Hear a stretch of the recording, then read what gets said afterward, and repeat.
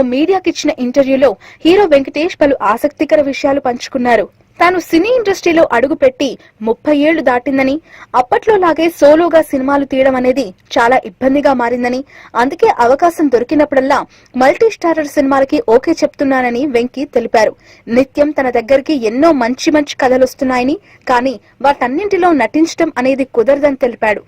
కొన్నిసార్లు తనకు ఎంతో నచ్చిన కథలను కూడా వదులుకోవాల్సి వచ్చిందని తెలిపిన వెంకీ, రోజా సినిమాను కూడా అలాగే వదులుకోవాల్సి వచ్చిందని చెప్పారు.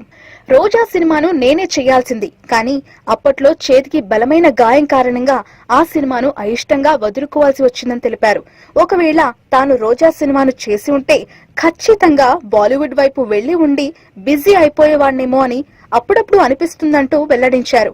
అయినా తనకిలాంటి బాధ లేదని, ఆ సినిమా చేయనందుకే బహుశా తనకు సుందరాకాండతో పాటు వరుసగా కుటుంబ తరహా సినిమాలు చేసే అవకాశం వచ్చిందేమో అని అభిప్రాయపడ్డారు.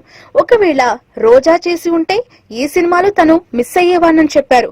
ఇక బాహుబలి సినిమా చేయాలనే కోరిక తనకుందని, అమితాబ్, అమీర్ ఖాన్ సినిమాలు చూస్తున్నప్పుడల్లా వీళ్ల మాదిరిగా మనం కూడా చేస్తే బాగుంటుంది కదా అని అనిపిస్తుందని, కానీ తనకు అలాంటి అవకాశాలు రావటం లేదని, అంత మాత్రాన తానేం బాధపడటం లేదని చెప్పుకొచ్చారు హీరో విక్టరీ వెంకట్. ఈ వీడియో కానీ మీకు నచ్చినట్లయితే లైక్, కామెంట్, షేర్ చేయండి. మరిన్ని అప్డేట్స్ కోసం సబ్స్క్రైబ్ చేయండి.